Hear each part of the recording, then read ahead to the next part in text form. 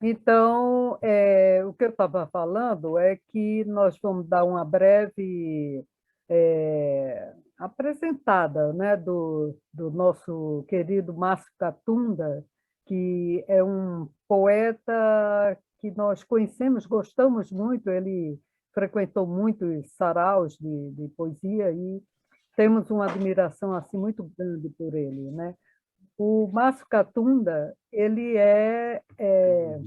Márcio Catunda Ferreira Gomes, é o vídeo É o logo? vídeo, é. Tem um vídeo, bota o primeiro Ah, vídeo por favor, Bia, vamos começar com o mostrando vídeo. esse vídeo dele. Primeiro O vídeo. poeta parece que é tomado assim por uma energia, eu diria, transcendental, que está superior a si mesmo, e que vem de uma fonte alta, em que, através desse conhecimento, dessa expressão, ele se aprimora, inclusive, do ponto de vista espiritual. O artista se torna uma pessoa mais sensível, mais humana, não é? Porque parece que dialoga com essas esferas superiores do conhecimento que estão registradas em algum lugar no ambiente cósmico, né? E o que o artista faz é dialogar com essas essências que existem no ar, que existem na natureza. Então, esse diálogo, esse intercâmbio com a natureza e com o verbo, né? O verbo que é a manifestação sublime de um ser superior que rege a natureza. Então, esse diálogo, essa recepção do verbo é uma espécie assim de iniciação mística em que o artista se realiza plenamente. E ao escrever, o verdadeiro escritor se torna, ele se espiritualiza, ele sente um êxtase imaterial, uma coisa verdadeiramente extraordinária. Sabe?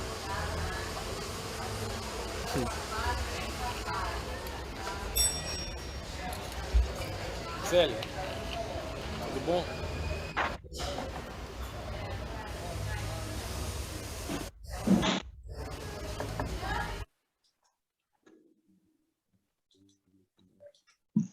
Maravilha, maravilha. Essa letra foi feita pelo filho do Cairo, Trindade, que é o Foi. Daniel Trindade. Foi Daniel. muito legal mesmo, né? Bom, mas assim, em linhas gerais, o Márcio Catunda, o nome dele todo é Márcio Catunda Ferreira Gomes, né? Ele é cearense, formou-se em Direito pela Federal de Fortaleza e também depois ele fez a carreira de diplomacia e cursou faculdade também de letras, né, Catunda? E residiu e trabalhou também em Peru, como secretário da carreira diplomática na Embaixada do Brasil, e entre 94 a 97 desempenhou a função de cônsul adjunto do Consulado Geral do Brasil em Genebra, na Suíça. De 98 a 2000, ele serviu na Embaixada do Brasil em Sofia, na Bulgária. Foi bater longe, hein? E onde ele exerceu a função de conselheiro comissionado. Bom, fora todas essas coisas, ele é poeta, né? Começou a escrever, segundo a gente soube, desde os bancos escolares, e aos 20 anos ele editou seu primeiro livro de poemas, né? Não, é Poemas de Hoje, né? Se eu não me engano o nome do livro, Poemas de Hoje. Esse livro foi lançado em parceria com Natalício Barroso. E aí não parou mais de produzir, né? Então, carreira diplomática, se saiu muito bem, depois ele vai nos dar um histórico, dicas. Eu vou contar alguma curiosidade sobre isso, né? E ele também integrou um grupo, um círculo chamado Sabadoile, na companhia de Carlos Drummond de Andrade, né? Era ele e outros escritores famosos. Depois ele vai nos falar também sobre isso, tá? Deixa eu ver. Bom, vale também aqui ressaltar que ele integrou várias entidades de cunho literário do Ceará, Rio de Janeiro, Brasília, presidiu em Fortaleza o Clube de Poetas Cearense, em 75, e integrou no Rio de Janeiro, novamente, aquilo que eu já falei, né, o denominado Sabadoile. E várias outras coisas. Né? Em 84, ele foi para a Associação Nacional de Escritores, em Brasília. Em Fortaleza, em 85, ele fundou o grupo Siriará, com os poetas peruanos Eduardo Raga, Regina Flores, Eli Martins, o grupo Reme, na organização de recitais, e publicou livros no período de 92 a 94. Bom, se eu for falar tudo aqui, eu não vou parar de falar, e eu acho que está todo mundo interessado em saber do próprio Catunda, não é? sobre ele, sobre a obra dele. Né? Ele tem muitos livros editados, pelo que eu estou vendo aqui, são cerca de 70 obras no gênero de pop e de romance.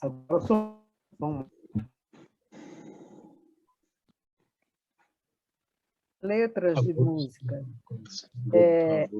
gravações de disco e CDs na época, né, foram 30 lançamentos. Ou seja, o homem não para, não é? Então, como poeta, é dono de uma bagagem que tem espalhado por vários recantos, inclusive nações estrangeiras, né? E como bem falou Vasques Filho, o nosso Catunda não é somente um lírico não é somente o lírico que sobrevoa o estoicismo. Digamos que ele sobrevoa a favor dos ventos que sopram nos 4 pontos cardeais do hemisfério em busca do inusitado. Bom, tem muita coisa sobre ele, mas vamos lá, Catunda. Eu acho que vai ser muito mais interessante agora você falar um pouco de você, sobre a sua vida, a sua obra, não é?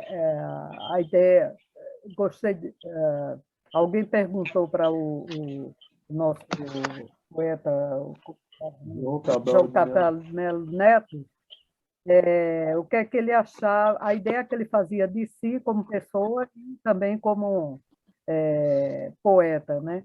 Então, eu gostaria também que você nos falasse um pouquinho sobre isso. Seja bem-vindo. Muito grato pela ocasião, a oportunidade. Inicialmente, quero dizer que a Marisa e Dalberto têm essa iniciativa muito bonita de chamar os amigos e ouvir, pôr a gente para falar a respeito de nós e homenagear também um grande mestre, não é? E tem esse sentido assim de um aprendizado também do bom exemplo de um grande poeta, de um grande escritor que foi importante na nossa formação intelectual. E é importante isso, a gente aprender com os outros, não é? Aprendemos com esses mestres, aprendemos entre nós. Então, não sei o que vocês querem que eu fale, mas quero que você falou como é que eu me vejo como pessoa, como poeta, sei lá, eu Só início de também. conversa. Como é que você É, se vê? Como é que entrou é, nessa onda da poesia? Você escreve sem parar, também. né? Não apenas poemas, mas Sim. contos. Isso, Tem uma literatura. é. Isso é uma paixão mesmo, é uma coisa, é o que as pessoas denominam vocação, não é? A gente nasce predestinado porque sente uma certa energia, uma força que nos impulsiona a fazer isso com entusiasmo, com disposição. E então, desde assim, uma idade de adolescente, eu comecei a gostar da poesia, né? De poesia. E depois vim descobrindo o ensaio, a crítica, romance, cada livro de literatura que a gente lê é um universo que se abre, né, para nós. E essa sede de conhecimento, eu diria que é o que caracteriza principalmente a minha personalidade. Eu quero conhecer cada vez mais as coisas, talvez porque nasci muito ignorante, muito sem conhecimento, e quero compensar isso de alguma maneira, né? Então, nasci em Fortaleza e senti que a cidade era muito provinciana. Eu procurava livros em idiomas estrangeiros, naquela época não tinha. Tinha na biblioteca da Aliança Francesa e no IBEU, que era o Instituto de Inglês lá. Mas eu queria conhecer o mundo, ver gente de alta categoria. Graças a Deus eu tive bons mestres no Ceará, tive grandes poetas que me ensinaram muita coisa.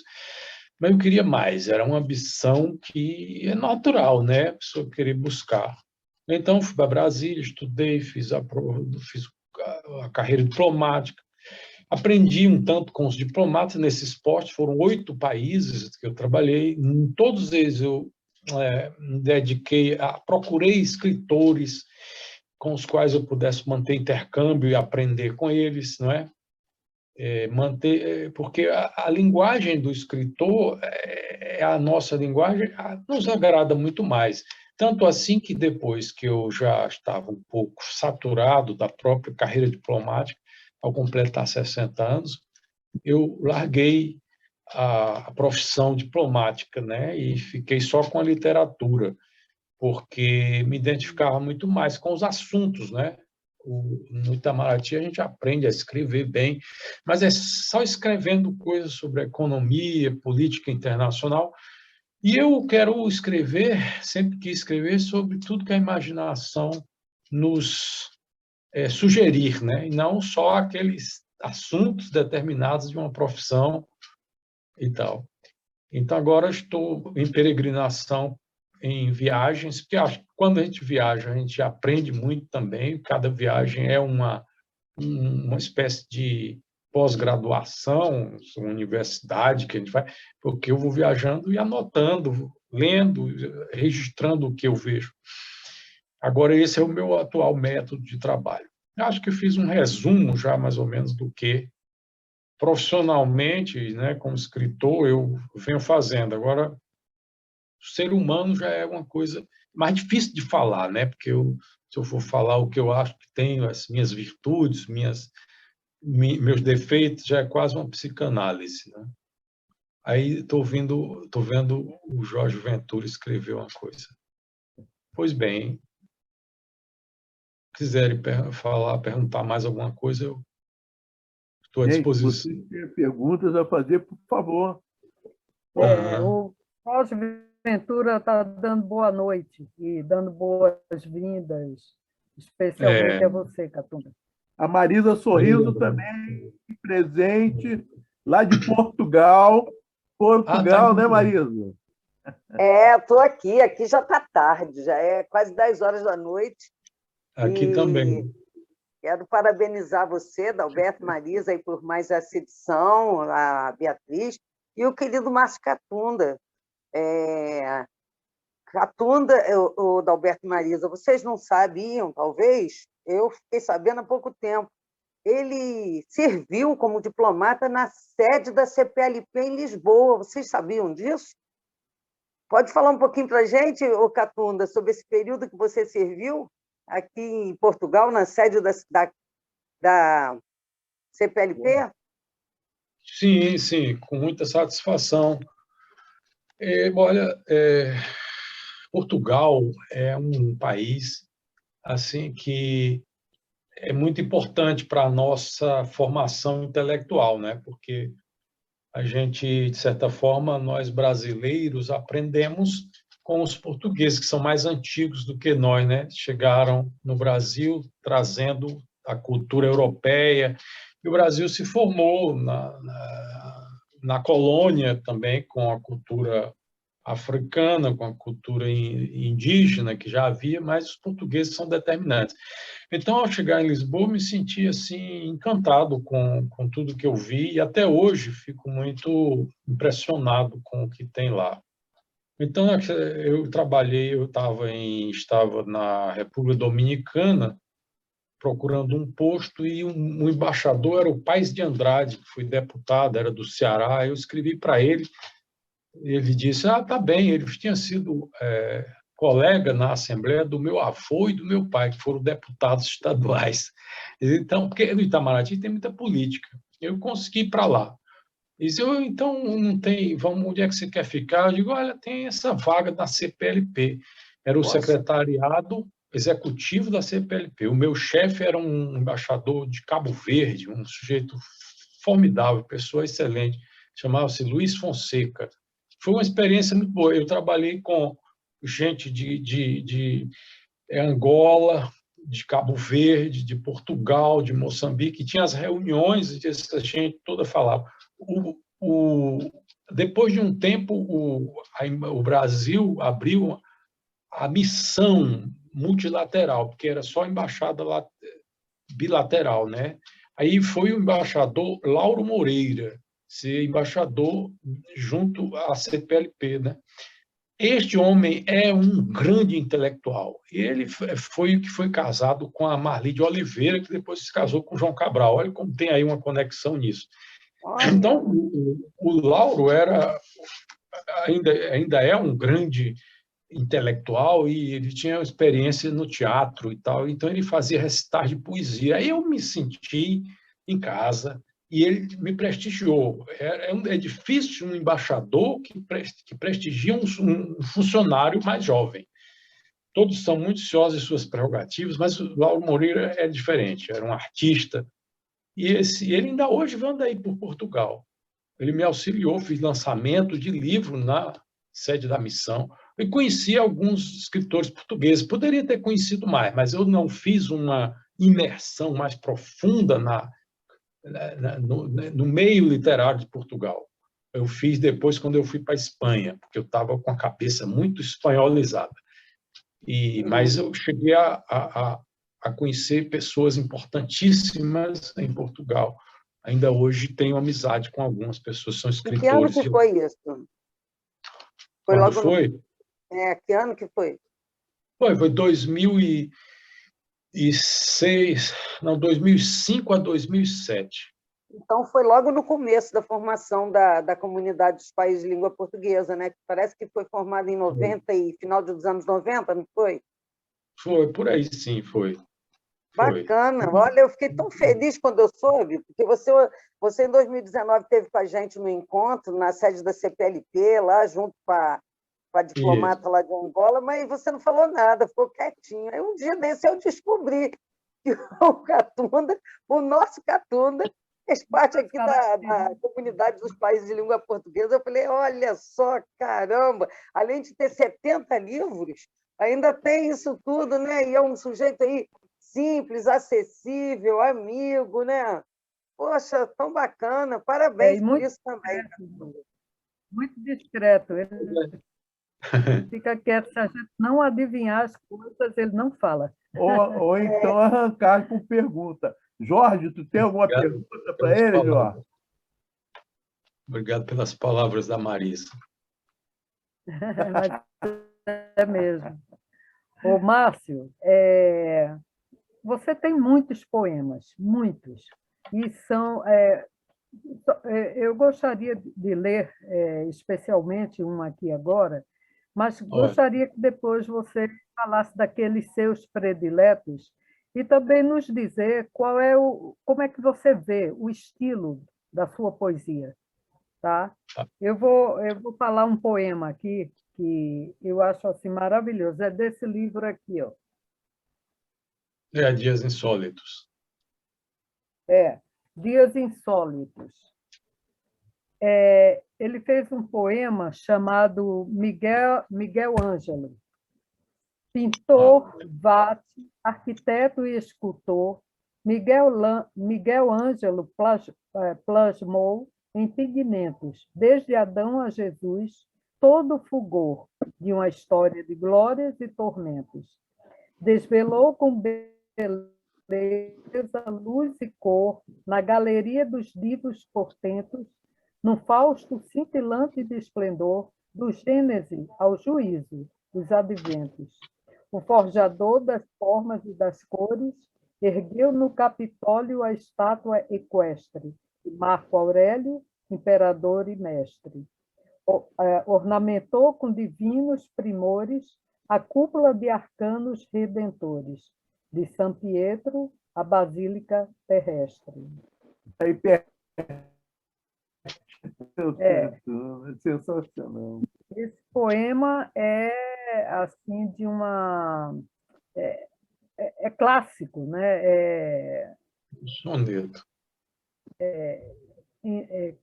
Esqueci a palavra, sabe?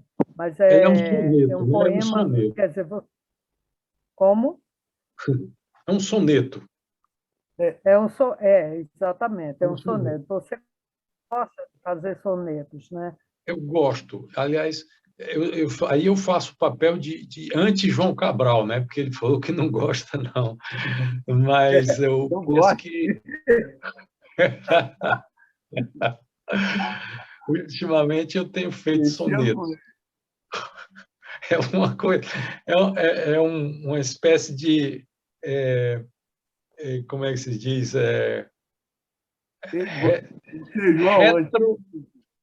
Retroação, né? Retroação, antítese. Exatamente. Mas acho que eu não me preocupo muito com isso de fazer uma coisa nova. Eu experimentei as várias formas, mas eu não me preocupo. Agora eu me preocupo mais com o que eu vou dizer e se fica bem elegante na linguagem, né? Mas João Cabral realmente foi um revolucionário, foi um poeta, um dos maiores poetas da língua portuguesa. É muito difícil a gente falar até a respeito dele, né, do que ele escreveu. Que ele fez uma coisa, uma mistura de tudo que havia e criou uma coisa nova. Isso é difícil fazer. Eu, poeta menor, faço um pouco o que todo mundo já fez e repito, não tenho grande novidade. Agora, eu tenho feito uns sonetos, eu tenho uns aqui, depois eu quero mostrar a vocês. Então, posso ler o poema? Leia. Meu amigo Márcio Catunda, desse livro aqui, Dias Insólitos. Antônio Gutmann. Todos os dias são difíceis na Barbúria, Terra de Demônio, e esse CD aqui que você me presenteou, né? Pô, estou ganhando muita coisa, meu amigo. Eu separei um poema aqui do Dias Insólitos. Queridíssimo amigo. Boiando. Primeiro, isso foi a ideia. Na impossibilidade, veio a hipótese. Depois, não foi uma coisa nem outra. A síntese falhou e a quarta opção permanece indefinida. Enquanto espero aqui na quinta margem do mundo. A vida é assim, cheia de surpresas. Márcio Catunda. Aí, maravilha. Marisa, parabéns, Gutmann. Marisa e Dalberto, posso falar um pouquinho? Claro, deve. Então, amigos, meu querido Márcio Catunda, queridos organizadores Marisa, Dalberto e Bia, um grande beijo. Eu estou dentro de um táxi a caminho de casa, mas eu estou assistindo um pouquinho. Eu até escrevi aí que talvez a conexão não esteja tão boa. Eu também estou com a bateria bem baixa. Eu só queria o seguinte... Márcio, me perdoa porque eu não estou com o seu livro aqui, eu pensei em chegar mais cedo em casa para dar tempo de pegar um livro seu, de tantos que eu tenho, né, se não todos, para ler um poema. Mas o que eu queria dizer é o seguinte, é uma pergunta, na verdade. Eu considero, nós sabemos que existem poetas, atores, a poeta dançarina, o poeta cantor. Para mim, o Márcio Catunda é um poeta pensador, e ele é múltiplo, talentoso, porque ele, além de poeta, é um grande ensaísta, um grande romancista, e nas horas vagas também um dramaturgo também, ele sabe disso, né? Que eu estou tendo a honra, né, de dirigi-lo numa peça. Mas, mesmo à distância. Mas o que eu queria perguntar a você, meu querido Márcio Catunda, que já deve ser bem, já quase na madrugada aí, é o seguinte... em qual esfera da literatura você se encontra mais à vontade? É o poeta, é o ensaísta pesquisador ou é o romancista? Eu gostaria de saber de você isso. Meu querido Jorge, grato pela pergunta, pelo seu interesse. Você é o meu mestre de dramaturgia e é também um poeta que me inspira também. Muito obrigado. Então, todos nós sabemos quem é Jorge, quem é a liderança de Jorge Ventura, né? Pois bem, mas eu quero dizer o seguinte, que hoje em dia eu acho que o ensaio empatou com a poesia. Antes a poesia era minha grande... minha devoção, não é? Hoje é o ensaio também. O romance eu faço, mas eu não me sinto bem um romancista, não. Eu fiz 2 romances, mas são autobiográficos. Eu não sei criar um enredo assim do inexistente. Eu sei que nenhum escritor escreve do inexistente, mas tem alguns que são muito mais imaginosos para isso, né? Eles criam situações que nunca aconteceram. Eu só escrevi coisas que eu vi e vivi. Os personagens são todos gente que eu aproveitei e tal. Eu tenho até medo que eles se identifiquem e depois se chateiem, porque eu coloquei eles direto na... Alguns até, os amigos já que leram, dizem, isso aqui sou eu no seu livro. Então, mas agora o ensaio virou uma paixão grande também para mim, porque ao escrever o ensaio, eu leio muitas coisas, retiro todas aquelas informações dos livros e vou depois compilando e trabalhando, burilando, tirando as arestas, não sei o quê, e vou fazendo um discurso meu, mas que é, na realidade, uma mistura de tudo que eu li. Mas isso é muito bom, porque ao mesmo tempo que eu estou escrevendo, estou estudando e aprendendo, como se estivesse fazendo um curso autodidata, né?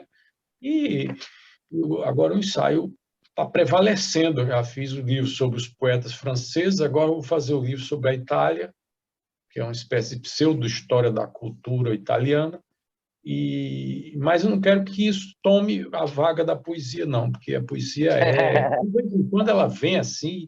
O Manuel Bandeira dizia, a gente escreve a poesia quando ela quer, não quando nós queremos. É verdade. É a poesia que procura o autor, né?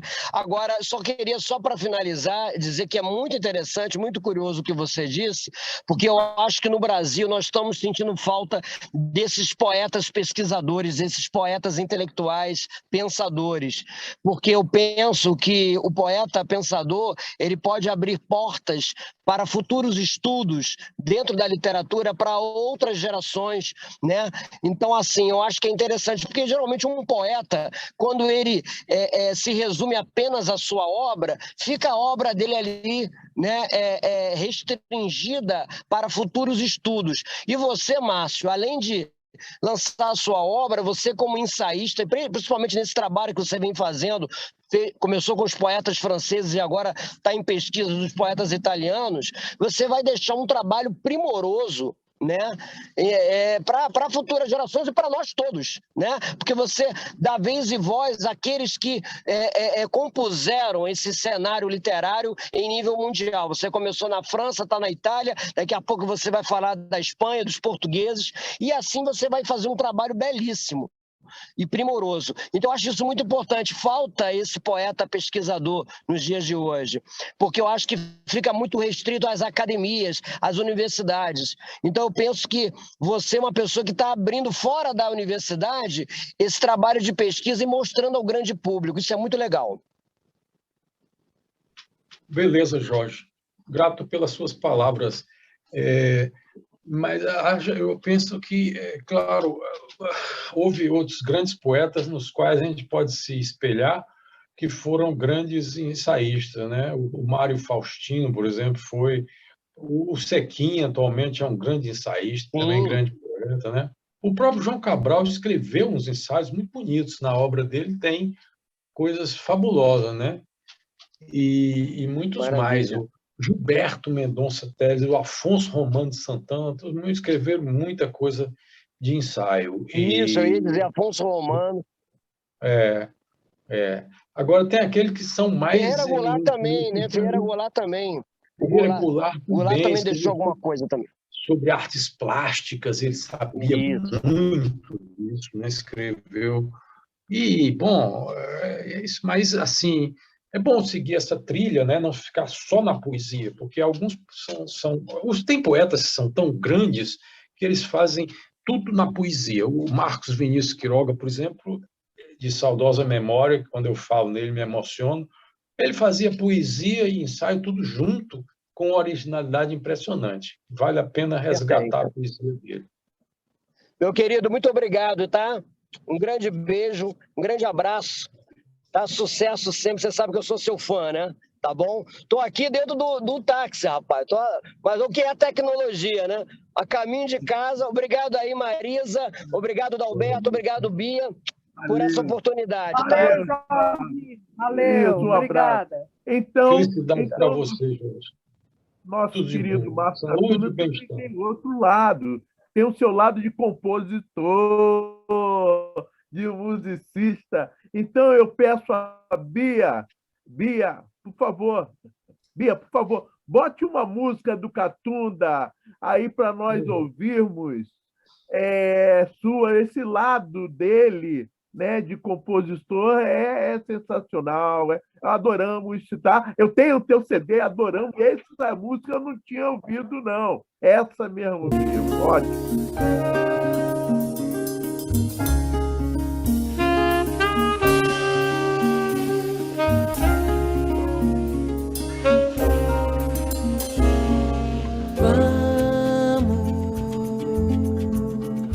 Ver o mar na varanda do céu, camadas de plumas no azul, as ondas diamantinas do ar na vertente sul, o claro dia tem reflexos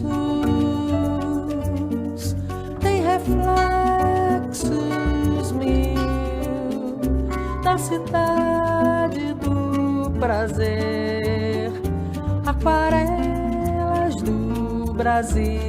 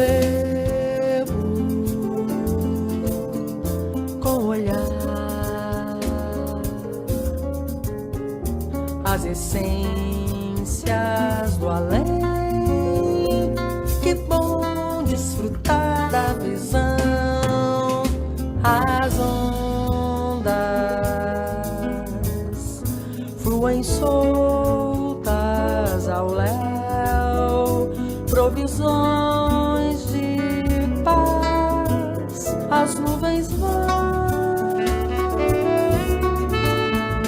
da velejação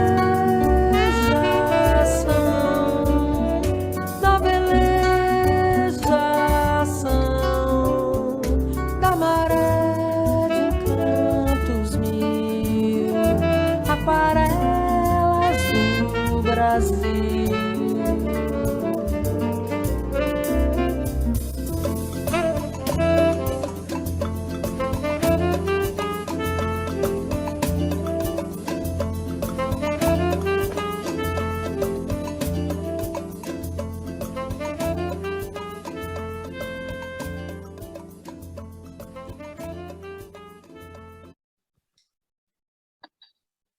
Bom, muito grato a Bia pela sonografia.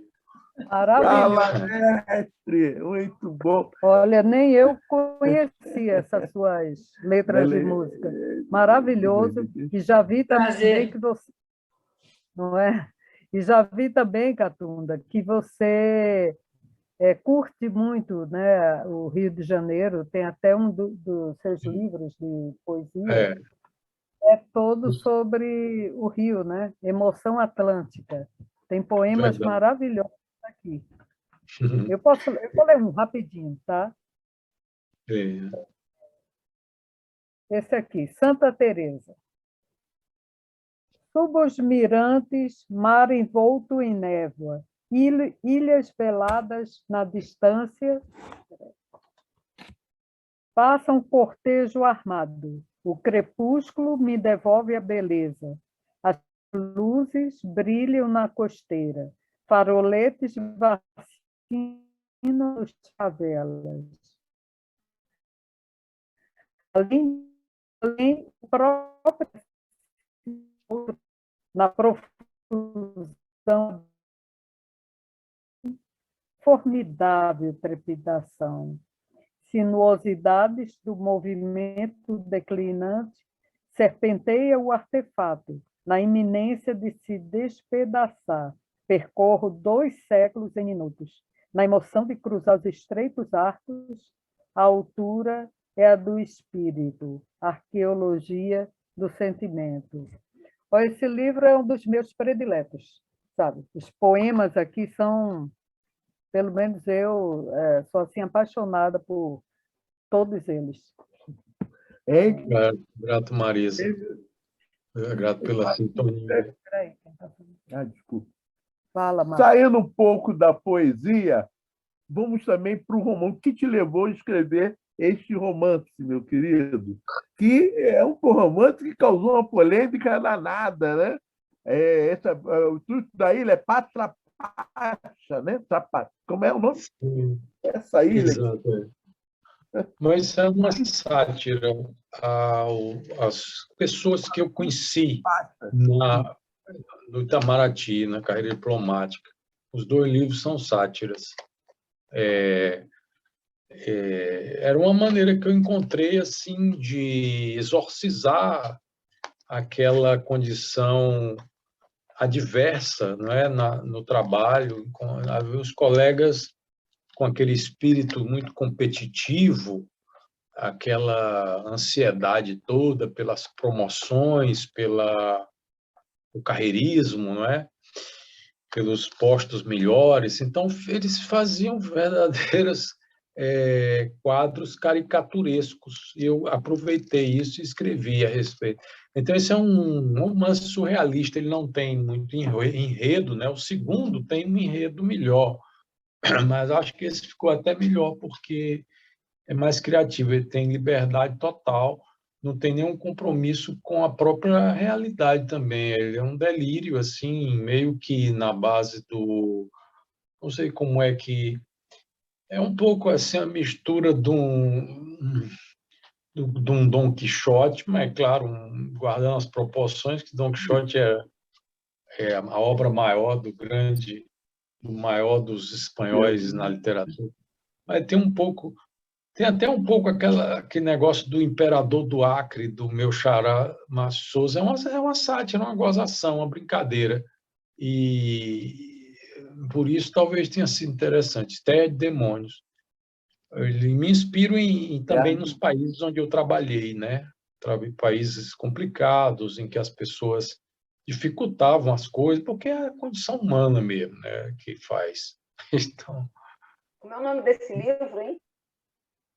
é o Terra de Demônios. O segundo Todos os dias são difíceis na Barbúria, que é minha experiência num país especificamente. Esses aí eu fiz uma mistura de vários lugares no Terra de Esse Demônios. Terra de Demônios a gente adquire aonde? Está na Amazon, não?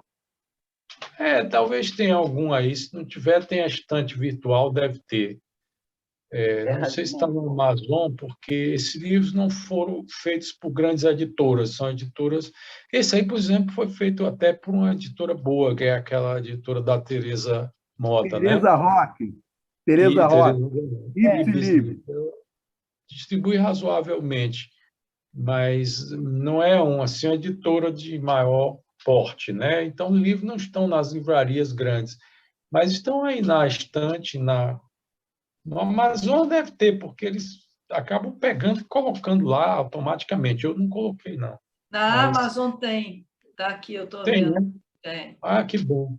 É boa notícia. É bom porque é um grande site que tem muita coisa, né?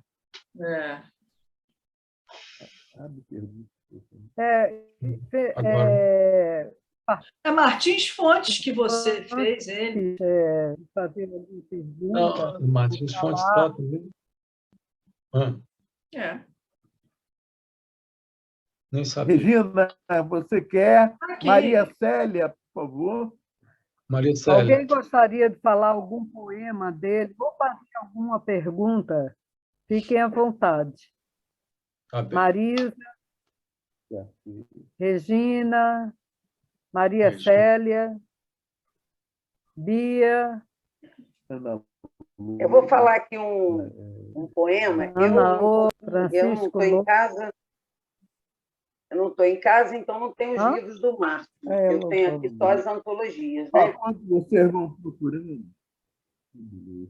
Estão ouvindo? Quanto vocês vão procurando, o Catunda, eu achei sensacional dos últimos poemas que você escreveu. Né? Depois me conta essa fonte de inspiração sua, né? Do poeta em si, é sensacional. O título do poema, esse último. Poema das Malas. Sim. Achei sensacional. Vamos. Minha cruz. Legal. Minha cruz, suas malas. E que, graças a Deus, arrasto pelas calçadas, pelas escadas, desde pelos aeroportos, pelas estações ferroviárias. Com ela, percorro 9 perímetros da Terra. E tenho dos merecidos amigos um honroso título de cidadão do mundo. Minhas malas queridas me fazem pesar o dobro do meu peso, mas com ela eu enfrento temporais e poças d'água, porque essas companheiras levam minha roupa, meus livros, meu remédio, e com minhas malas eu escrevo minha odisseia. Sei que é uma insensatez andar por aí feito um cigano, mas eu não desisto. Levando um patrimônio vivo nas malas, o viajor à pátria, sequioso de horizontes, embarca e desembarca sobre os céus e tetos, girando nas rodas, pisando no chão de poeira de todos os ventos. Creio que o santo guardião das portas do paraíso me dirá: entra, peregrino, cuidaste bem das tuas malas? Isso aí cantando. É o poema mais recente que eu escrevi. Bom saber, porque a gente tem uma tendência a gostar do que escreveu. Onde tu estava? Né? Estava chegando no aeroporto, né? Dentro do avião. Essa viagem que estou fazendo agora, na Itália, atualmente. Estou fazendo essa viagem. Escreveu esse poema dentro do avião. Como? Eu fiz esse foi ao chegar, ao carregar as malas para viajar, na atual viagem que eu estou fazendo. Ufa. Cansativo, mas muito prazeroso, porque aprendendo muito aí nas viagens. Parou a voz aí de vocês. Eles congelaram, eu acho. E você não pensa em voltar para o Brasil, não, Márcio? Eu passo temporadas longas no Brasil. Ano passado fiquei 6 meses, agora tenho que ficar um pouco menos, porque a minha mulher reclama. Eu estou muito tempo no Brasil, ela está na ativa, no Itamaraty, ela não é diplomata, mas é da carreira auxiliar de diplomata, e ainda está no exterior. Então, atualmente, eu estou morando em Genebra, na Suíça, porque minha mulher está lá trabalhando. Aproveito para fazer tours pela Europa e estudar, aprender. Mas o Brasil é a minha referência, porque os meus amigos estão no Brasil, os meus leitores. Eu escrevo em português, então eu tenho que voltar para o Brasil todos os anos e ficar um tempo. Próximo ano, começo do ano, já eu quero voltar aí para ver vocês. Vamos ver se a gente se encontra mais presencialmente, que acho que já dá para a gente fazer aí alguma coisa, um daqueles recitais em presença dos amigos, presença e figura dos amigos, porque a amizade, para mim, é uma das minhas bandeiras na vida. Acredito nisso, muito. Sem dúvida. Né? E o que mais? Catunda, você está nos escutando? Sim. Está nos escutando agora? Estou, agora sim. Então, tomara que você venha mesmo, porque os saraus aqui estão aos poucos voltando, né? Bom. Isso é um prazer muito grande tê-lo aqui entre nós, não é? E matar a saudade, né? Já faz tempo, né, que a gente não vê aí aquela turma.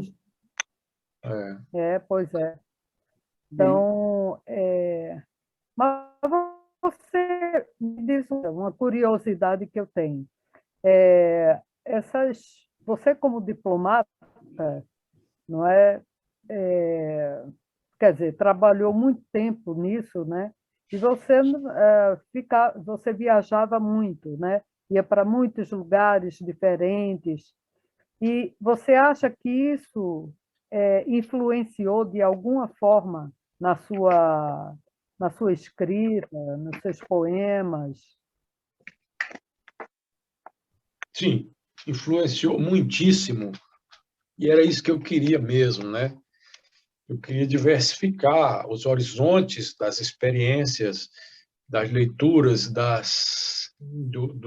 dos contatos com pessoas, e aproveitei muito disso, viu? Cada livro que eu fiz, de certa forma, pelo menos um livro publicado em cada país. Tem poucos países em que eu não publiquei livro, mas a maior parte eu publiquei. Aproveitei isso e fiz amizade com pessoas da literatura daqueles países onde eu residi. E disso, as paisagens, as experiências, a cultura, em modo geral, de cada país, eu procurei assimilar um pouco e daí absorver esses elementos culturais e colocar na minha poesia. Isso acho que determinou a minha pessoa, o meu próprio comportamento como ser humano, por ter visto tantas coisas em diferentes países.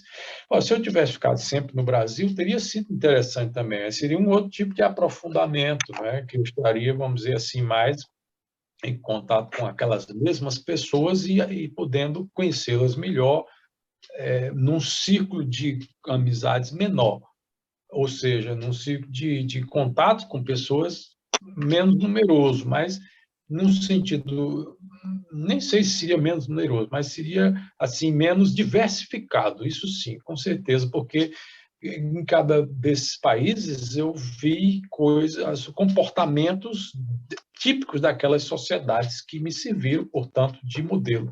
E também a história, principalmente os países da Europa, né? Porque tem muito a ensinar. Mas, por exemplo, o Peru também é um país que ensina muito para a gente, porque ali está uma civilização antiquíssima, tão antiga quanto o Egito, quanto a Índia, né? Antes da Europa existir, aquilo já existia. Os europeus chegaram lá em 1500 e tanto, 1400 e tanto, dizendo, nós descobrimos esse mundo, descobriram nada, aquele mundo já existia muito, descobriram para eles, para nós que viemos, quer dizer, nossos ancestrais europeus, mas aí já existia os astecas, os maias e os incas, né?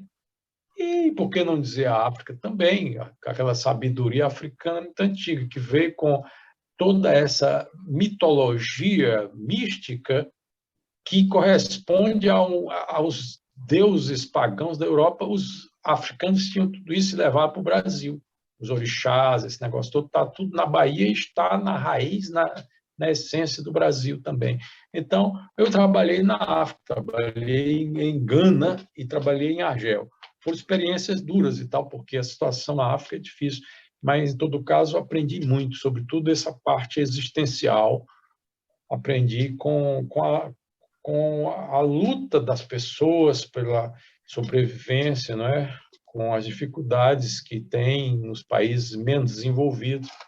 Mas, enfim, aí eu acho que a Europa ensina mais nesse sentido, da gente formar uma cultura enciclopédica, porque tem os museus, tem os monumentos antigos, tem a história que a gente estudou nos livros, no ginásio, e que a gente pode ver diretamente na experiência vivida nesses lugares, né? É isso, mais ou menos, a ideia. Catunda, você participou da Associação de Poetas em Genebra, né? Em Genebra, né? Você ainda tem contato com esses poetas lá de Genebra? Como é que é lá a articulação poética, os encontros? Conte, por favor. É uma pena que a Suíça foi um dos poucos países com os quais eu perdi o contato com poetas suíços que eu frequentei naquela época, em 95 a 97. É pena porque não tínhamos poetas, inclusive umas pessoas idosas, que eu nem sei se ainda estão na vida material. E eu perdi contato, mas algumas pessoas que eu tive a ocasião de conhecer naquela ocasião, alguns fortuitamente, outros mais de perto, né? Se viram assim como boa experiência. Eu tentei até escrever em francês naquela época, com a revisão do professor André Sellon, que era um grande professor francês morando no Brasil. Bom, e essa experiência, pena que na Suíça não ficou. Ficaram uns amigos que eu fiz em Peru, em Portugal, alguns, e sobretudo na Espanha, porque ali eu fiz uma prospecção profunda no meio cultural e fiz amizade com muitos escritores e poetas espanhóis. Mas na Suíça, agora estou voltando e tenho poucos contatos lá. O temperamento do suíço é um pouco retraído, dificulta um pouco a gente a se aproximar, mas depois, evidentemente, que gente ligada à literatura é muito mais aberto do que o homem dos bancos, o grande comerciante, o industrial, né? Não é muito a nossa praia, né? Então, eu acredito que agora eu vou conhecer mais outras pessoas lá. Ô, Márcio, na Suíça você tem a Ângela Mota. Me dê depois o contato. É uma brasileira que vive em Genebra. Mande aí o contato depois dela para eu procurá-la. Tá. Olha, o Márcio. Márcio, por favor, declame um dos seus poemas. Gostaríamos de ouvir um poema seu, por favor. É o que você mais gosta. Mais gosta. Eu gosto de muitos, então, se eu disser que é o que eu mais gosto, será em injustiça, mas eu vou dizer um dos que eu mais gosto, né? Não é igual, só abrindo um parênteses, não é igual o nosso Cabral de Melo, né? Que falou todo mundo fala de Morte Severina, ele detonou, né? Ele disse que se fosse agora, ele apagaria tudo, ele não gostou nada. Poucos poemas ele gosta. Reescrever tudo que seria outro livro, não seria mais aquele, porque ele rebuscava muito, né? Ele tinha isso, ele tinha esse talento genial, né? Que é difícil escrever e reescrever as coisas, transformar tudo em outra coisa. Isso era o dom do João Cabral, que é difícil ter. Vamos lá, Catunda, vamos lá. Bom, vamos lá, sim. Vamos ver por onde é que eu começo. Pode ser esse aqui. Quando todo mundo estava triste, deprimido com a pandemia e começou a melhorar as coisas, eu escrevi esse poema aqui, Cantando as Manhãs de Júbilo. É um soneto. Quando eu canto no silêncio da noite, eu digo das manhãs que vêm do mar. Não há claridade onde eu não me afoite, é o Rei da Luz que eu quero visitar. E me dê paz à vida, não açoite. Sereno, eu só me sinto em tal lugar, que a plenitude, portanto, me acoite e eu beba a inspiração que vem do ar.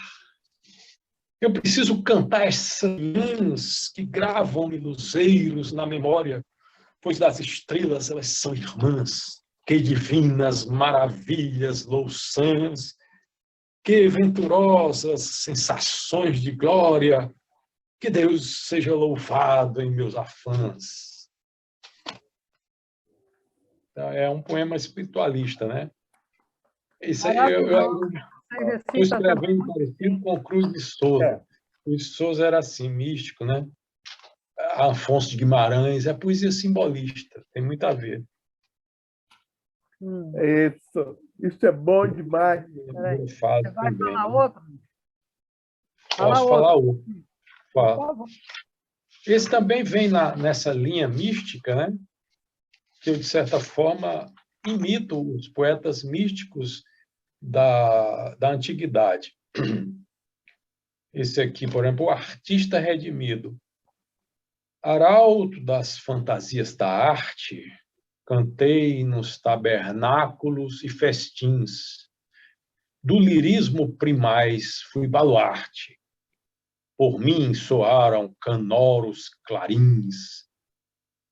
Histrião julgo haver sido destarte, que só hoje encontrei meios e fins de reconhecer Deus em toda parte e andar com Ele pelos camarins. Quão breves são os minutos da vida! Fica de tudo tão somente a fé que nos auxiliará no fim da lida. Jesus, o Pai de tudo quanto é, comigo esteja na hora sentida, para que do eterno eu receba a guarida. Maravilha! Surpresa mesmo. Catunda, você falou de poeta, logicamente, você é mais voltado, histórico, né? E dentro ali de uma linguagem bem informal, vamos chamar assim, bem medieval, bem rebuscado. Mas, já que entramos nesse esquema, me fale como você escreveu esse livro, Paris e seus poetas visionários. Como é que você mergulhou nesse mundo? Quanto tempo você passou em Paris para escrever esse livro, estudando? Pois bem, eu acho que foram assim quase mais de 2 meses, viu? Uns 2 meses e meio que eu fiquei em Paris para escrever esse livro. Foram 4 viagens. Vocês estão ouvindo aí, a imagem de vocês congelou. Mas se todos estiverem ouvindo, eu continuo. Estou ouvindo, eu estou te ouvindo. Estamos ouvindo, sim. Estou ouvindo bem. Então, tá bom. A Marisa Dalberto está com problema. Eu prossigo, então, falando da história do livro Paris e seus poetas visionários. Ora, eu sempre admirei muito os poetas, grandes poetas franceses, que todos eram assim uns doidos, né? Geniais. Rimbaud, Baudelaire, todos os rebeldes, Antonin Artaud,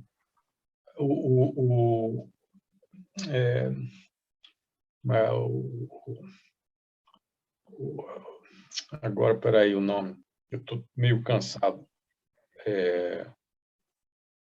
Não, Baudelaire, Gerard de Nerval, ele tinha surtos de esquizofrenia e era genial, porque era uma criatura boníssima e no entanto, endoidava, tinha surtos de vez em quando. Viajava muito e escrevia sobre os livros sobre os lugares que ele visitava, né? Então, esses camaradas são muito importantes, como escrevem bem. O Victor Hugo mesmo, por exemplo, a obra que ele deixou, não é? Diz que ele não é tão criativo na poesia, mas os romances do Victor Hugo, a poesia dele é muito grande também, né? Até hoje, né? Épica, romântica e de uma grandeza. Então, esses caras foram formadores para mim, de aprender francês. Alexandre Dumas. Alexandre Dumas no romance é monumental. Então, o romance, eu não falei dos romancistas, não, né? Porque se eu fosse falar dos romancistas, eu ia ter que fazer um outro livro. Eu falei de poetas. Quantos foram, já nem me lembro mais. Foi tanto poeta que eu abordei aí, por isso o livro ficou grande, ficou quase 400 páginas.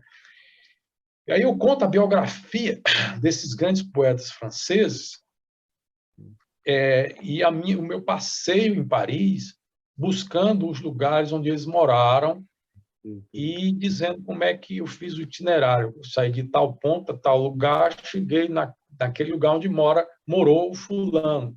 E fui percorrendo esses lugares todos onde eles moraram, esses grandes poetas franceses. Aí eu conto a biografia deles e comento um pouco do que eles escreveram a respeito de Paris também. Por isso, Paris também é personagem, não só pelo meu passeio, mas pelo que esses mestres geniais escreveram a respeito de Paris. São 3 dimensões aí, né? A crônica de passeio, um pouco a crítica literária, muito superficialmente, e a biografia, que é o que tem de mais profundo aí. A crônica de passeio e a biografia, sobretudo, né? Que eu conto resumidamente a biografia de cada um desses poetas. Esse é o conteúdo do livro. Sensacional, genial. Maravilhoso. Olha só, Márcio Catunda, gostaríamos de conversar muito mais tempo com você, mas o nosso horário aqui está acabando, já passamos um pouquinho, né, Bia? Nós somos um pouquinho mais merecidos, né? Muito obrigada por você estar aí, Márcio. Eu queria saber se algum de vocês gostaria de falar mais um poema dele ou fazer alguma pergunta para...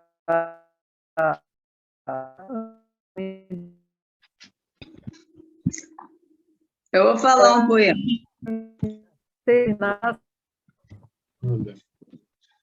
Vai falar, Maria Célia vai falar. Eu gostei muito de um poema que o Márcio Catunda... primeiro, boa noite, parabéns, Márcio Catunda. Você é uma pessoa assim, tão simples, tão modesta, né? Eu sou assim, encantada por Márcio Catunda, por essa... E tão generoso. Também. Agora mais ainda.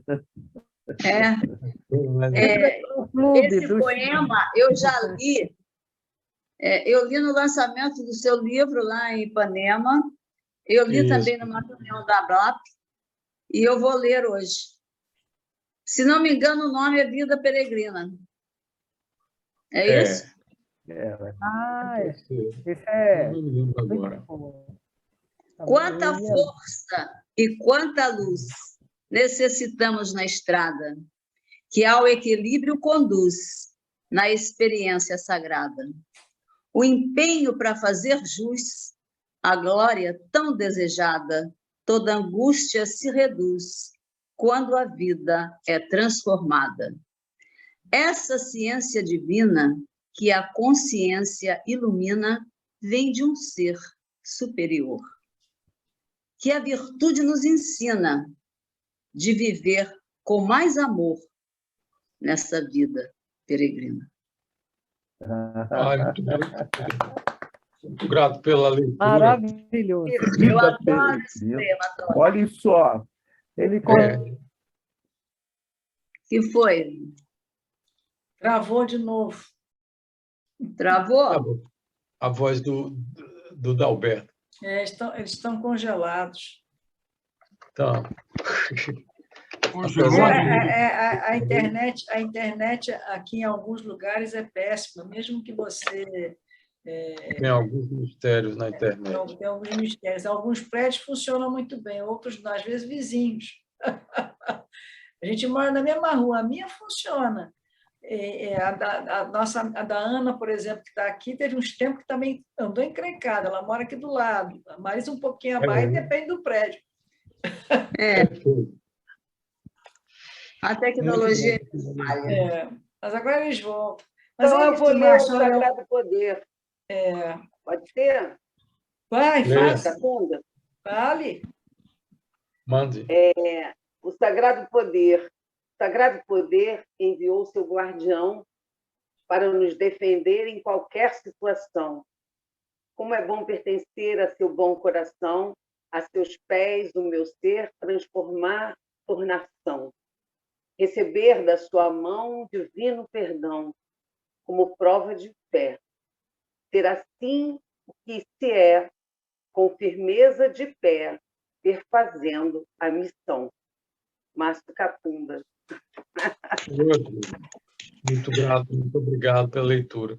Eles são poemas simples, mas eles são poemas assim, espiritualistas, não é?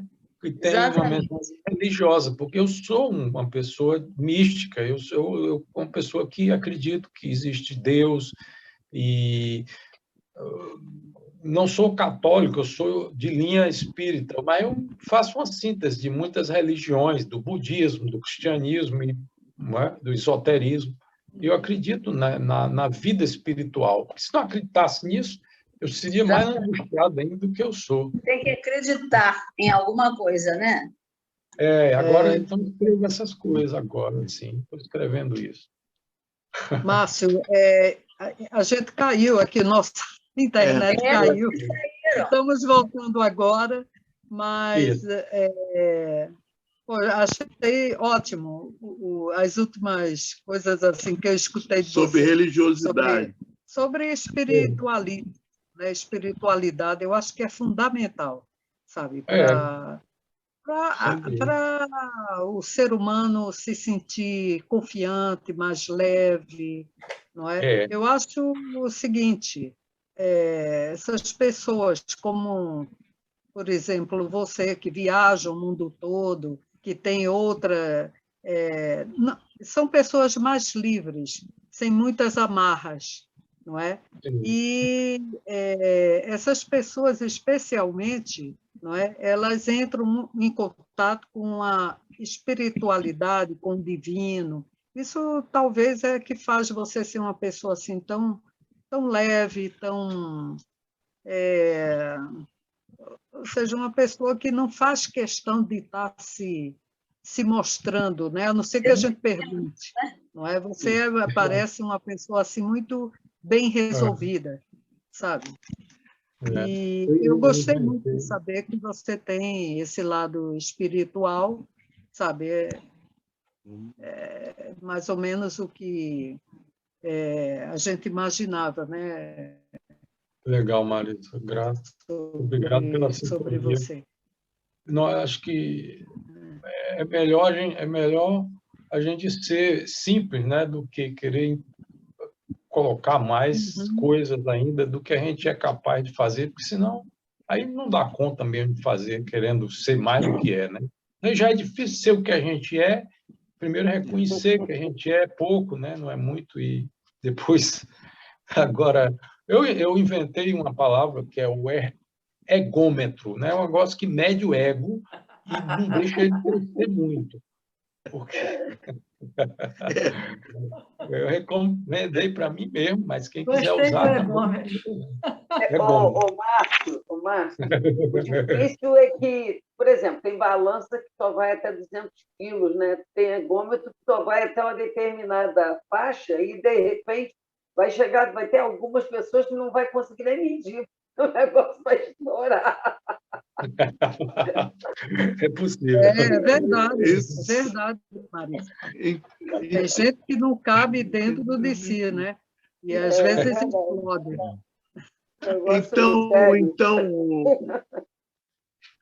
Mais alguém aí para declamar um poema aí? Vou falar qualquer coisa. Qualquer coisa pergunta, sobre ele, o assunto. Alguma curiosidade, porque senão a gente vai ter... Está ouvindo? Claro!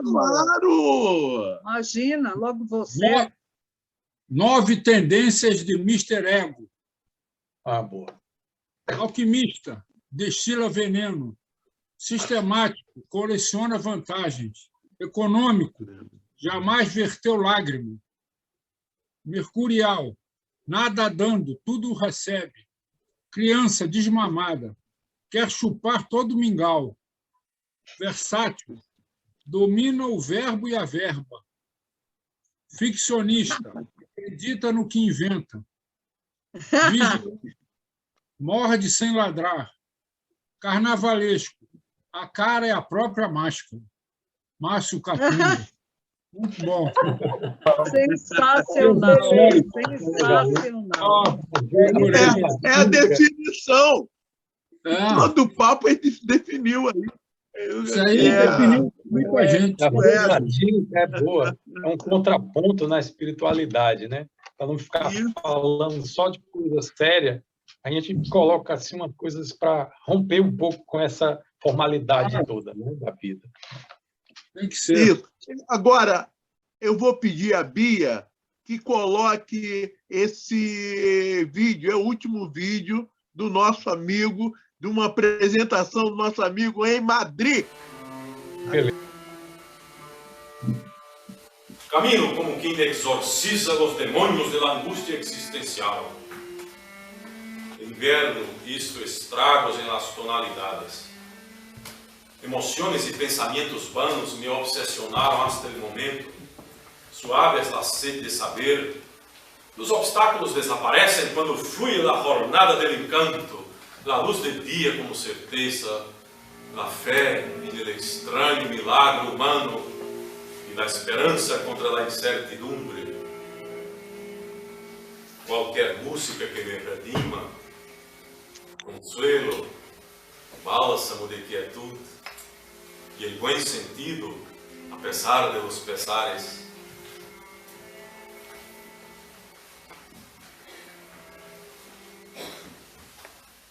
Luz terapêutica, silencioso, rincão narrardinado e canoro que demanda o impenitente.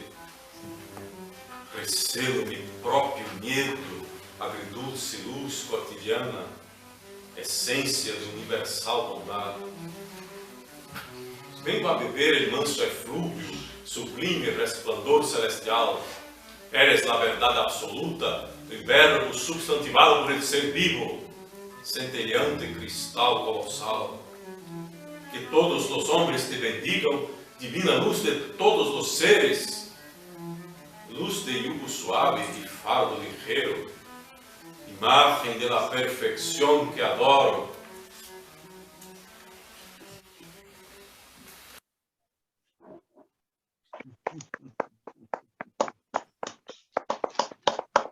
Maravilhoso. Meu amigo, que teatro foi esse? Sensacional, cara. Muito bom.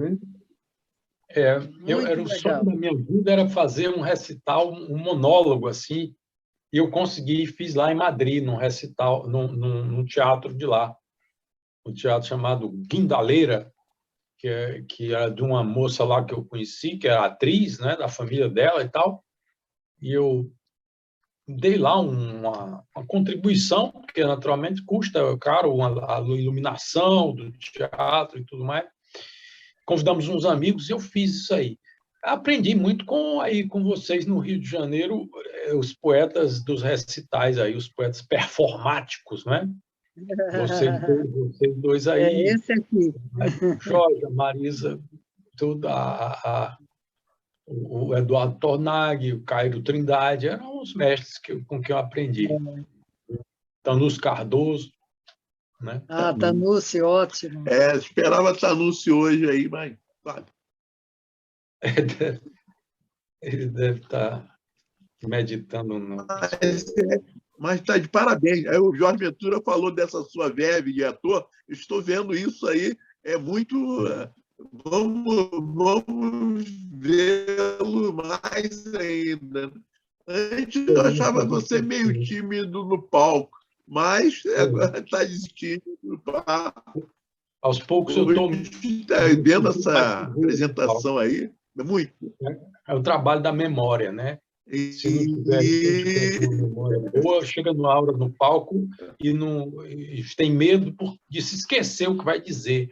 Então, é muito isso também, a experiência.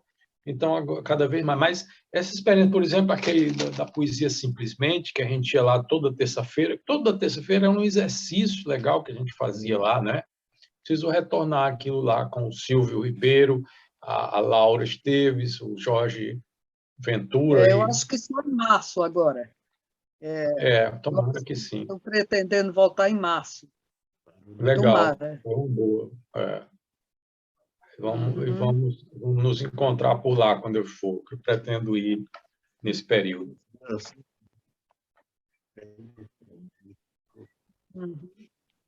Isso aí. Que bom, espero encontrar você assim mais breve possível, viu, Márcio, aqui no Rio. Ou se a gente Muito for bom. a Roma, quem sabe, né? A Itália. É mais difícil. Mas então... Eu acho que o Márcio está em Veneza agora, né? Agora estou em Florença. Eu vim de Veneza, estou em Florença. E estou escrevendo um livro sobre a Itália que eu vou publicar no próximo ano, aí lançar e tudo mais. Mas quando eu chegar em março, abril... Que beleza. Olha, desejamos, então, muita... Sucesso, né? Muito obrigado, muito grato. Eu acho que eu estou me sentindo prestigiado e muita gratidão por essa homenagem que vocês estão me fazendo, né? Eu nem sei se mereço, mas se mereço é pela amizade, pela estima que eu tenho por vocês. Obrigada, Márcio. Para nós foi um grande prazer tê-lo aqui hoje. Até agradecemos muito e gostaríamos que a Bia fizesse umas considerações finais. A presidente do que ela é a presidente, como presidente da Sociedade da Ciência do Sentir, para ela e para nós também, né? Essa parte aí dos sentimentos é o que nós estamos aqui pesquisando, estudando o tempo todo. E você trouxe um sentimento assim de calma, de simplicidade, de muita inteligência também, não sei se sabe, são coisas assim muito inteligentes que você ilumina, nos passa. Né? Isso que é bem iluminado. Muito iluminado. Muito iluminado. Graças a Deus. Eu diria com você, Bia. Eu diria que, mais uma vez, né, a gente recebe uma pessoa que traz assim, que traz a alma da poesia, né, a alma da arte, da escrita, no sentido amplo, que você não só me passa a beleza de um poeta, de um ensaísta, enfim, mas como você falou, a sua espiritualidade passa a luz, né? Essa leveza, esse carisma é uma coisa que você tem, né? Que vem de dentro, vem assim, é você, né? Eu acho que a sua poesia traz isso, né? A sua pessoa é uma poesia. Então, é isso que você passa para a gente. E a gente só pode se sentir muito honrado de ter aqui você. Nós é que nos sentimos prestigiados de ter você aqui, nos autorizando a homenagear uma pessoa do seu naipe. Né? Muito obrigada. Eu que também agradeço, Bia, pela sua... pela oportunidade que nos dá. Falou bem, Bia. A pessoa que sabe de hoje. Das reuniões presenciais lá aí na Copacabana, né, na Siqueira Campos, e agora na internet. Isso é uma dádiva que você nos proporciona. Muito grato pela atenção. E ao Marisa e ao Dalberto também. É isso aí. Infelizmente, a gente tem que acabar. Valeu, Catunda. Aí já é que horas agora, Márcio? Deve ser perto de meia-noite. Pois é. Relógio do telefone São as aqui. 4 horas aqui, 8 horas é meia-noite. Meia-noite agora. Meia-noite, 2. Então, tá. Então, De gente, entregar. Valeu, gente. Valeu, obrigada a todos. Catunda, mais uma vez, aquele abraço, aquele beijão. Beijo, Marisa. Beijo, Marisa. Curta bem. Eu estou adorando teus vídeos, ouviu? Adorando Obrigada. aí a presença tua aí, tá? Tuas fotos. Ô, Catunda, desde já, querido, só tenho que lhe agradecer. Você foi um dos dias mais ilustrativos de mostragem, de abertura, que é a poesia em si, né? Bem articulada. Gratíssimo, Dalberto. Obrigado pela sua presença, Catunda. Muito obrigado. Beijo, tchau, gente. Muito obrigado, meu querido. E obrigado a todos presentes, tá? Gutmann, obrigado. Obrigado, Leila Lobo, Maria Obrigada, Célia. gente, a todos. Obrigado a todos. vou encerrar, hein? Nós é que agradecemos. Tchau. Bom. Boa noite. Boa noite. Tchau, Márcio. Tchau, Gutmann. Tchau, Lobo. Tchau, Ana. Tchau, Maria Célia. Tchau, Catunda. Parabéns. Valeu. Tchau.